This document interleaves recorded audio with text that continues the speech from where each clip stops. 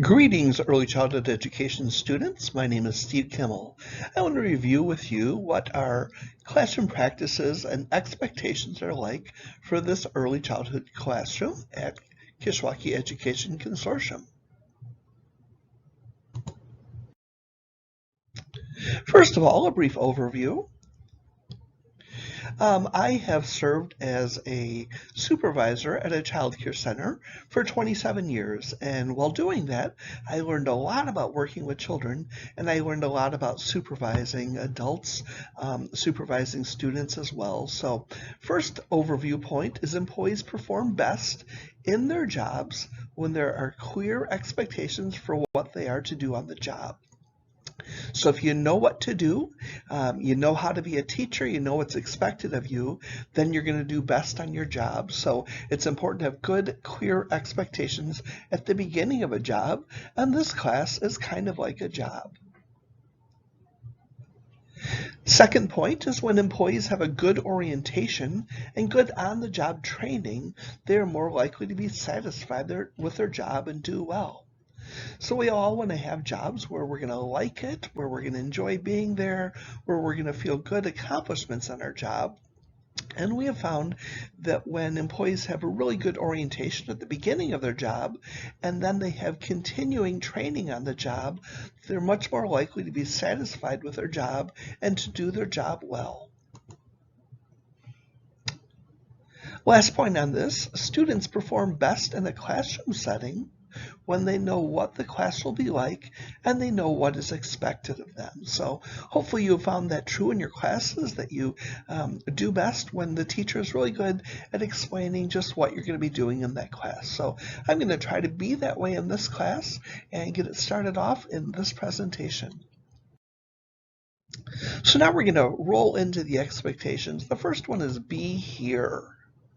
I encourage you to show up to every class every day when you're well. So don't come if you're sick, but if you're well, we really want you to be here. Really important to show up every single day. What we will learn each day builds upon itself.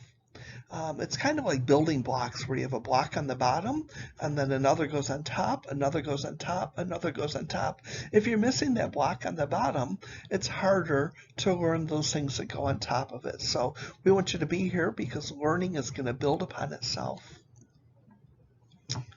One of the goals that we have here at Kishwaukee Education Consortium is to help prepare you, our students, for what comes next.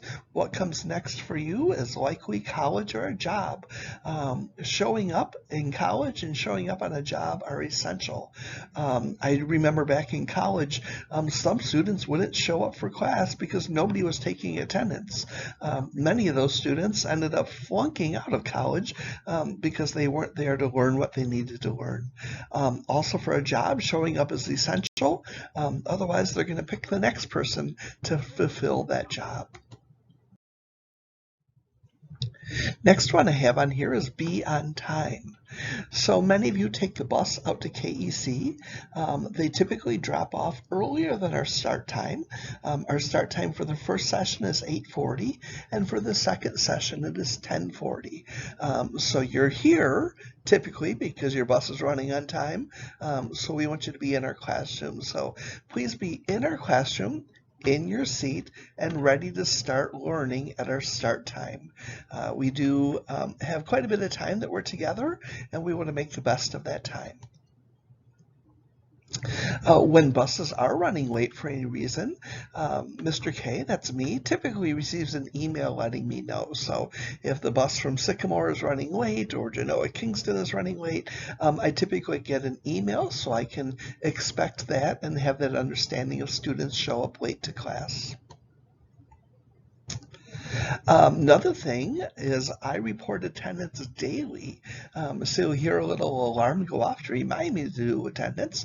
I'm going to report attendance on my computer, and then that gets relayed to your school office. So your school is going to know if you're here, if you're tardy, if you're absent, etc. So make sure you show up on time. Next slide is on care for personal needs. We encourage you to please use the restroom before class starts. Restroom is right down the hall from here, so hopefully you'll get here in time to use the restroom if you need to do that.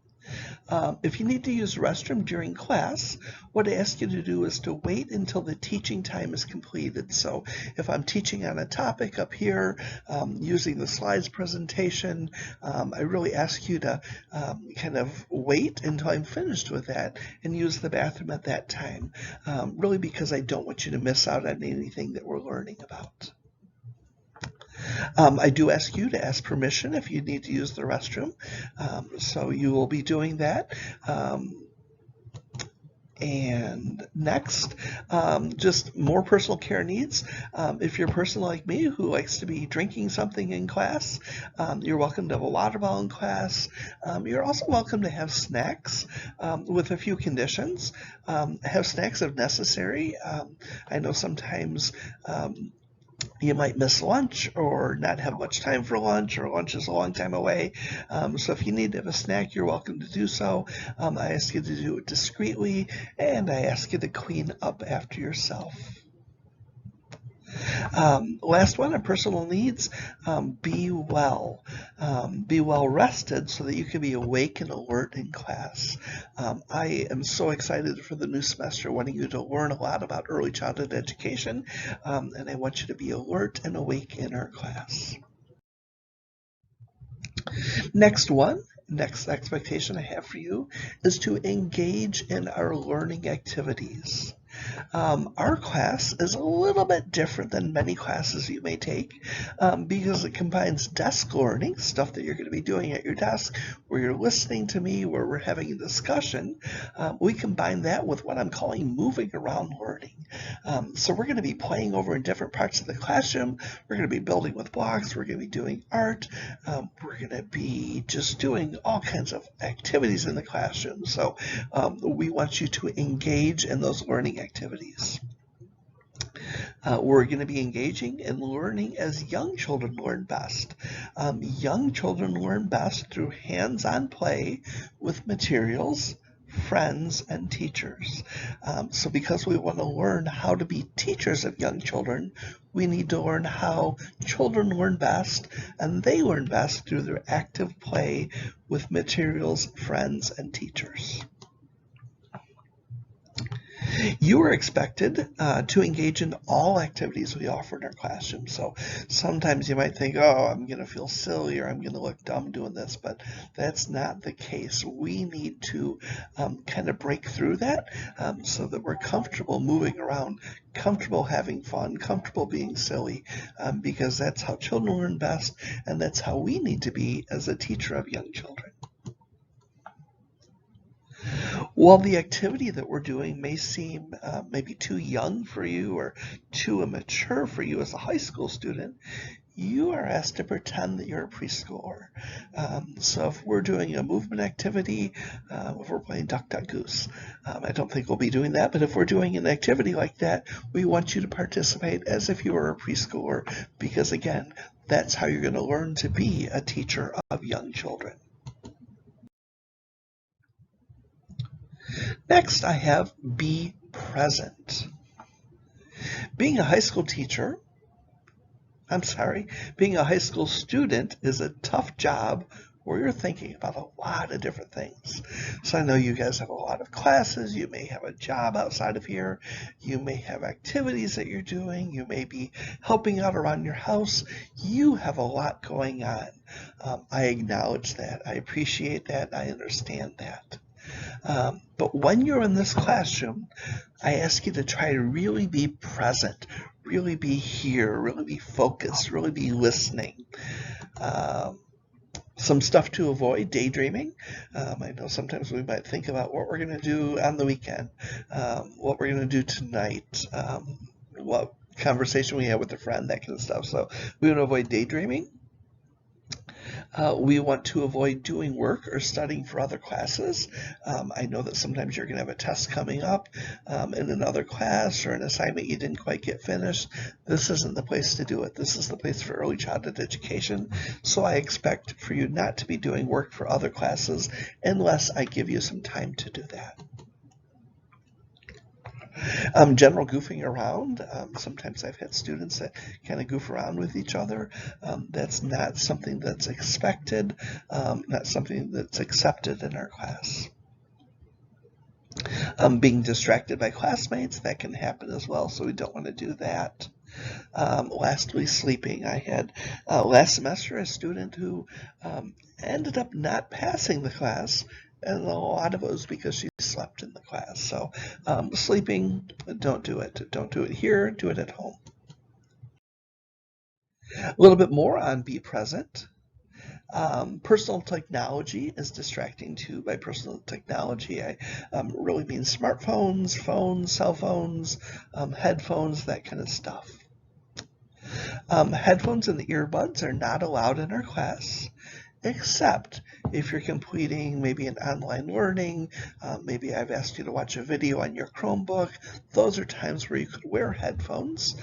So I do encourage you to have a pair of earbuds in your backpack that you can pull out if we need them in a class.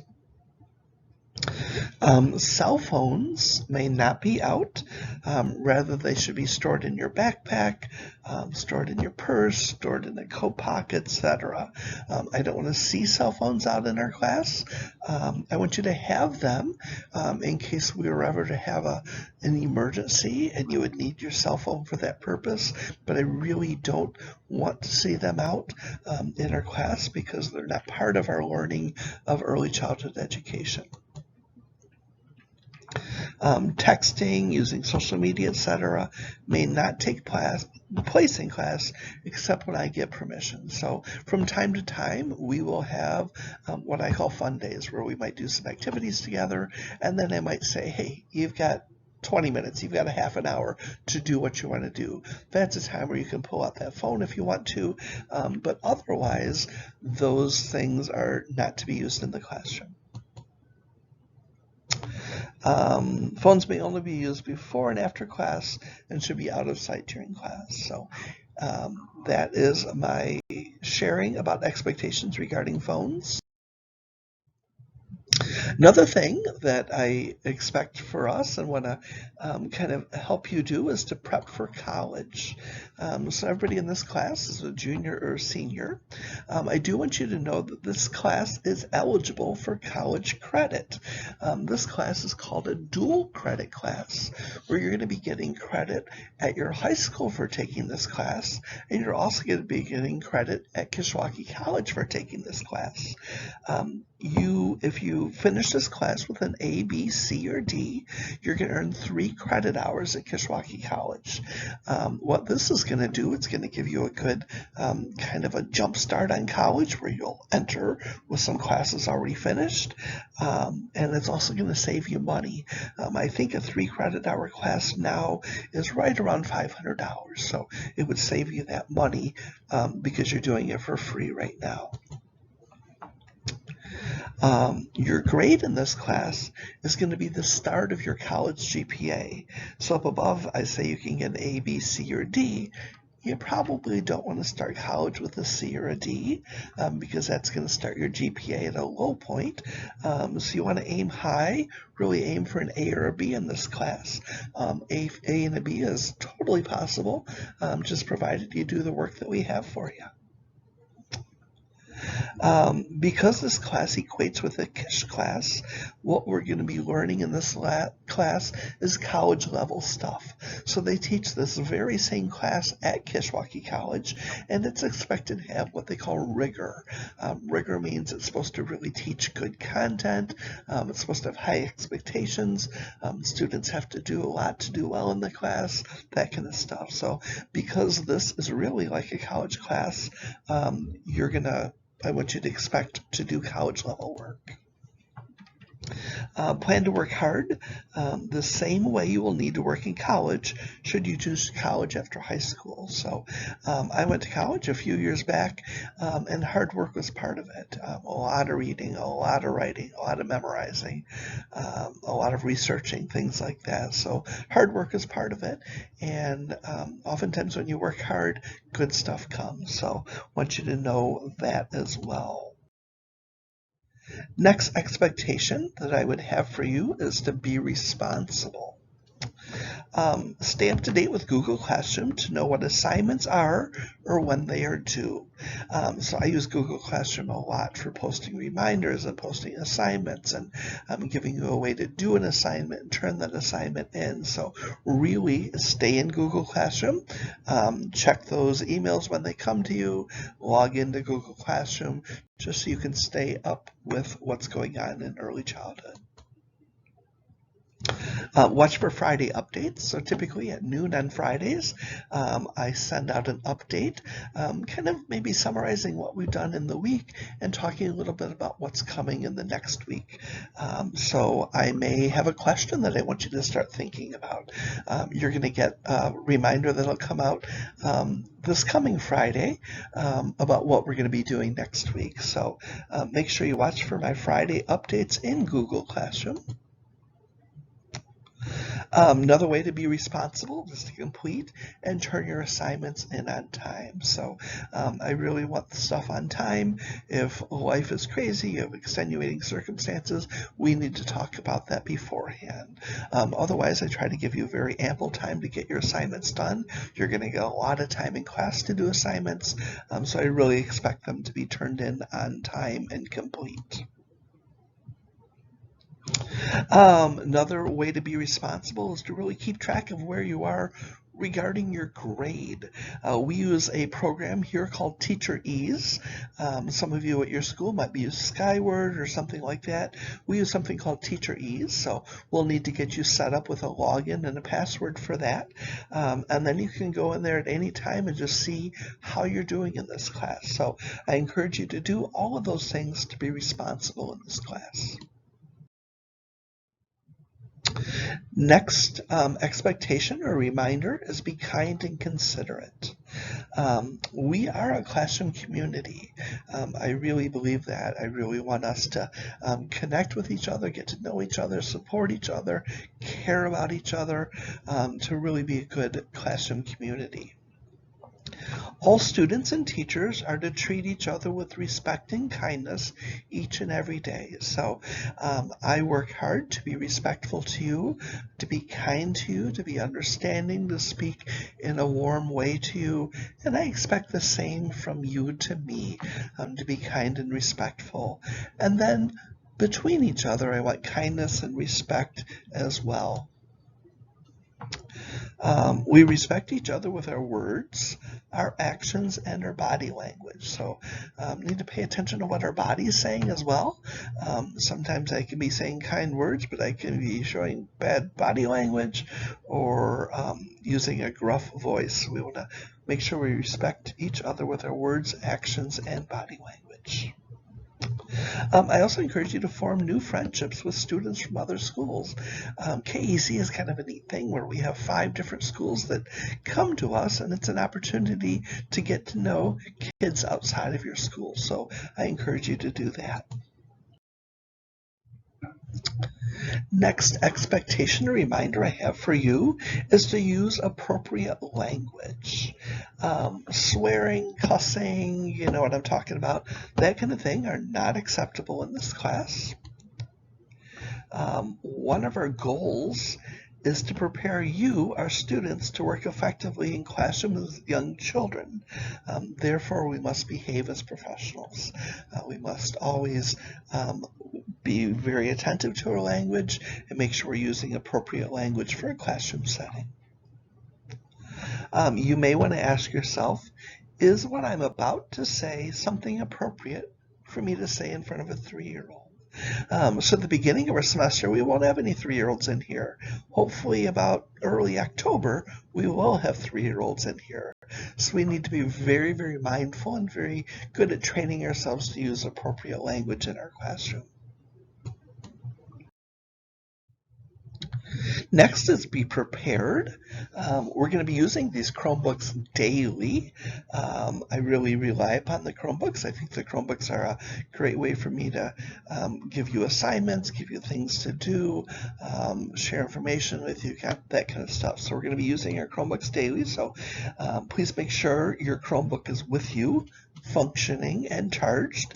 We do have 6 kind of loaner Chromebooks in our classroom, should they be needed, but we ask you to bring your own Chromebook. Should you forget your Chromebook, we do have a few loaners that you can use in our class. Just be reminded that they are required to stay in this classroom. If you're teaching in our preschool, we're going to learn a lot more about that. Make sure any teaching activities that you're going to do are prepared in advance and ready to go. So if you're going to be doing a painting activity, the time to get it ready is not when the kids are here waiting for you. The time to get it ready is beforehand. So we want you to be prepared in that way. Next is invest yourself. This class will help you begin to develop knowledge and skills needed to teach young children. This is a great place to jump in, learning how to teach young children. As I have mentioned, I worked with young children for about 35 years, so a lot of experience, and I learned a lot doing that. So I'm excited about being able to share that with you. If you choose a different profession, if you choose to be an accountant, be a doctor, be a high school teacher, etc., that's fine, that's good. But what you learn in this class is going to help you to be a good parent someday. I heard from a student recently who is a parent now and talked about all that she learned working at the Early Childhood Center has helped her to become a good parent. So do know that. So I encourage you to invest your time and your energy now to reap good rewards in your future. So either in your future profession as a teacher or in your future as a parent. Next one I have here is be a team player. Early childhood teachers typically don't teach solo, so we're typically not in a classroom by yourself with young children. I was in my very first job, it was me and 8 2-year-olds, but in every job I've had since then, I've worked with other teachers in the classroom. In this class, you're going to work as a teammate with other students. Some things about helpful teammates, what we do, we support each other. So we look for ways to help each other and support each other. We are fun to work with, so we want you to be energetic. We want you to be fun. We want you to be somebody that somebody says, oh, I really enjoy working with them. We want you to share the workload. Teaching is hard work. There's a lot to do, and a lot to do all gets done better when a lot of hands pitch in. So we want to make sure we're sharing the workload. And are kind and compassionate. So we want to make sure that we are kind and compassionate when we're working with others. So those are just some things about helpful teammates. Oh, last one is they use their skills and their talents. So somebody might be really good at something and they can just shine and use that skill and talent to really contribute to that teammate. Next one is to use time wisely. When you use your class time wisely to complete your work, you're going to have very little work to do at home. So I understand that you guys are busy, so I really try to make time in class to do your work. If you use your time wisely here, you'll have very little to do at home. When you have your home time, you'll have your home time to focus on other classes, subjects, work, free time, etc. So do well here and you'll have more time at home. Another thing here is to have backup schoolwork ready. From time to time, we're going to finish a teaching activity, finish an assignment, etc. early. So what I ask you to do is to bring other schoolwork with you so you have work that you can do when we do have free time. So it's hard to know when this free time is going to happen because sometimes a lesson will go quicker than anticipated. So I really encourage you each day to bring some other work with you, just in case it's one of those days where you have time to work on it. Our goal during any of those kind of do some other work time is to maintain a quiet learning environment for each other. So if you've got if some people have a lot to do and some people have none to do, and the people with nothing to do talk a lot, it makes it difficult for the people who are really trying to get work done. So my goal is to maintain a quiet learning environment for each other when we have extra time to do other schoolwork. Next one is be ready to play. We will play like children so we can learn how to support children's play. We're going to be playing in this class. Get ready for that. I encourage you to be ready to draw, paint, color, build, create, sort, identify, search, read, problem solve, move, balance, run. We're going to be active in this class. So I encourage you to be ready to play. You're graded on participation, which in early childhood sometimes means playing. So showing up is not enough. We want to see you actively engaged and actively playing. Bring a positive attitude. We all choose our attitude. So we can choose an attitude of being excited to learn, being willing to participate, being enthused to teach preschoolers, or we can bring an attitude of, I'm too cool for this, or I'm too tired, I don't care. We can bring those kind of attitudes. So we just want to make sure that we choose our attitude wisely so we have an attitude that's going to be helpful and make our class time the best time that it can be with each other. Next is help clear for our classroom. Children's classrooms get messy very quickly.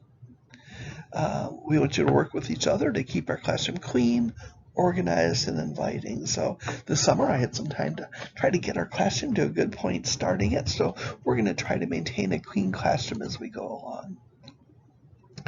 Please clean up after yourself and help others to do so as well.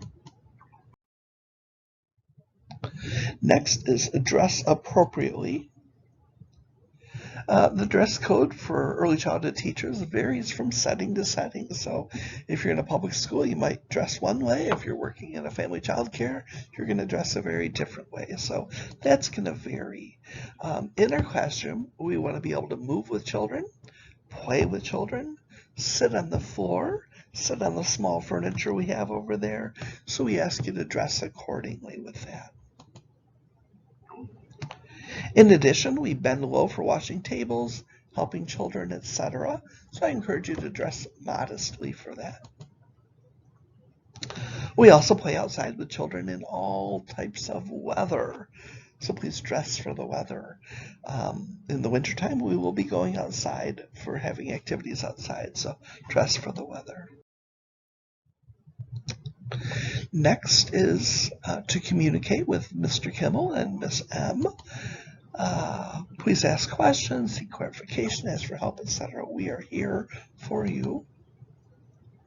Please let us know if you need a brain break. So sometimes we might be doing something and you just say, I need a brain break. So we can take a little pause in our learning to let our brains rest, and then we can resume our learning. Feel free to see me in class. You can send me emails. You can communicate through Google Classroom. I am here for you. I want to connect with and support each of you. That is my kind of pledge to you, that I will connect with you and support you in any way that I can as your teacher. Lastly, we're there. I want to focus on finishing well. Earning an A or B is required to move into Early Childhood 2, which is the class that we have next year. Early Childhood 2 is typically where you would do an internship. So you would work in a child care center, you would work in a kindergarten classroom, you would do that kind of stuff so you get some good hands-on experience. But in order to be able to do that, you have to do well in this class and show that you're ready for that. Also remember that your grade is going to be the start of your college GPA, since this is that dual credit class. Also, finishing well, completing those 16 credential modules is required to earn that early childhood education level 1 credential, which is a very valuable tool to help you in getting your first job and help you learn all the basics of working with young children and families. Another thing I want to throw in here, at the end of the year, there is something called the National Technical Honor Society. It is a good thing to be in. It's a very good thing for college applications.